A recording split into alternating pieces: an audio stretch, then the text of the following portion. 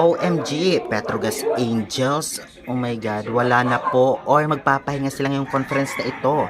At hindi lang yan guys, Creamline, meron ng bagong recruit. Sino kaya ito? Yan ang ating pag-uusapan this video.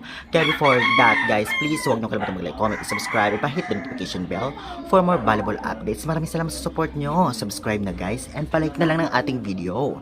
Well guys, syempre, alam naman natin napakalungkot nito dahil malakas pa naman ang team na ito na mawawala ngayon. Dahil nga mukhang magpapahinga sila ngayon and possible na bumalik, possible na hindi. Yan lamang ang ano niya, yan ang sabi ng kanilang management.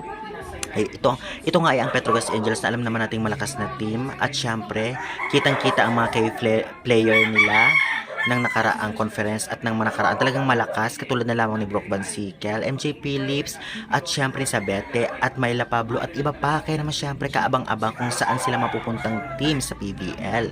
Dahil alam naman natin na marami ang kukuha sa kanila, lalong-lalo pa halos lahat ng player ng Petrogas ay talagang maaasahan at magaling. Kaya aabangan natin ito. Pero masasabi ko lang, napakalaking sayang, lalong-lalo pa talaga isa rin talaga sa threat sa Creamline noon pa ay ang Petrogas at isa rin talaga sila sa malakas na team.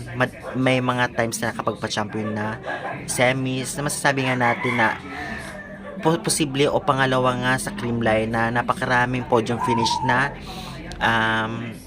nakuha sa PBL. Kaya talaga syempre maraming malulungkot at maraming nagulat. Ganun pa man, absence lamang sila, kumbaga magpapahinga pero possible na bumalik pa. Kaya syempre wag mawala ng pag-asa mga fans dyan ng Petrogas Angels. Kaya good luck na lamang sa decision nila. And another update sa Cream and Cool Smashers, isang recruit na talagang inantay ng lahat, akala ng lahat ay wing spikers, ngunit mali natin sa soon ay talagang magpasabog sila, may recruit talaga. Pero as of now nga ay talagang ito nga si Coach Mark Alfafara po ang kanilang recruit na talagang syempre kinagulat at laro talaga syempre.